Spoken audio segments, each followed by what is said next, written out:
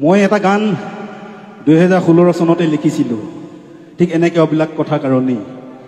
আজিকালি কি হৈছে মইতো গাঁৱৰ পৰা আহিছোঁ আমি বাৰু চহৰৰ গুৱাহাটী মহানগৰীৰ কথা বাদেই দিলোঁ আমাৰ গাঁৱতো কি হৈছে আমাৰ শিপিনীসকলে তাত নোবোৱা হৈছে বহি আগতে তৈয়াৰী কৰি দিয়া গামোচাবিলাক আমি আনি বিহু উদযাপন কৰিছোঁ আৰু দ্বিতীয়তে কি হৈছে আমাৰ অসমীয়া জাতিটো হৈছে এটা ভাষা প্ৰধান জাতি গতিকে ভাষাটো যদি নাথাকে অসমীয়া জাতিটো কোনো অস্তিত্ব নাই আমি কি কৰিছোঁ আমাৰ ল'ৰা ছোৱালীক ইংৰাজী মাধ্যমত পঢ়ুৱাইছোঁ ভাল কথা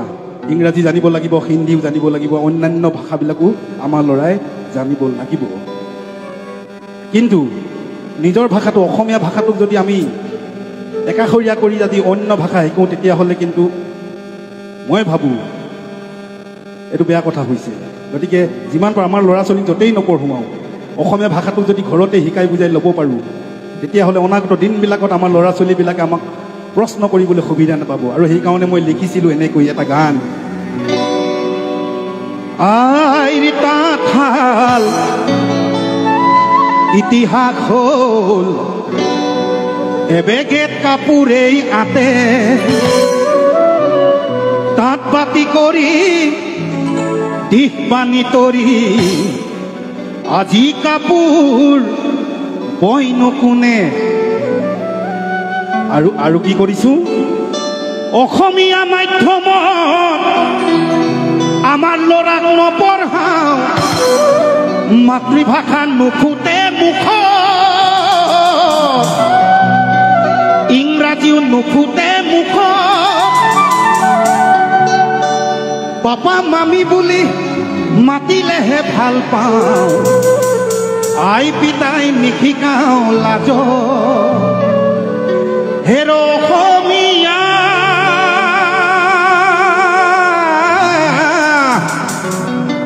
ইতিহাস পঢ়িয়াইছা ভুল নুবুজিবি মোক নিজৰ সংস্কৃতিক অমান্য নকৰিবি কমাই দে পশ্চিমীয়া ভুল এটাৰে এটা গান বহুতে বেয়া পায় এইবিলাক গান লিখাৰ কাৰণে আচলতে মই কাৰো ব্যক্তিগতক লৈ লিখা নহয় মই দেখি থকা কিছুমান ঘটনাক লৈ লিখিবলৈ চেষ্টা কৰোঁ মনৰ ক্ষোভবিলাক ব্যক্ত কৰিবলৈ চেষ্টা কৰোঁ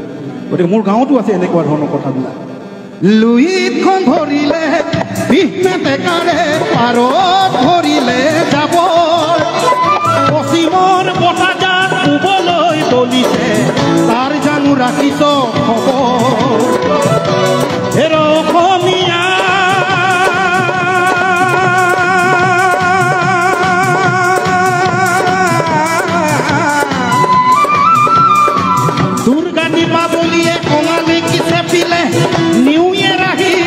ভোগালীক নাখিলে পশ্চিমৰ বতাহে ৰঙালীকো চেপিছে অসমীয়া জাতি আমি কোন দিশে অসমীয়া জাতি বাৰু কোন দিশে লুইখন ধৰিলে বিহমেটেকাৰে পাৰত ধৰিলে যাব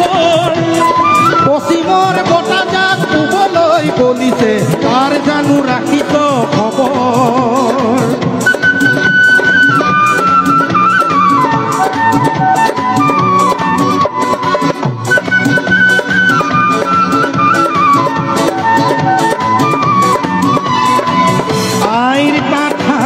ইতিহাস হ'ল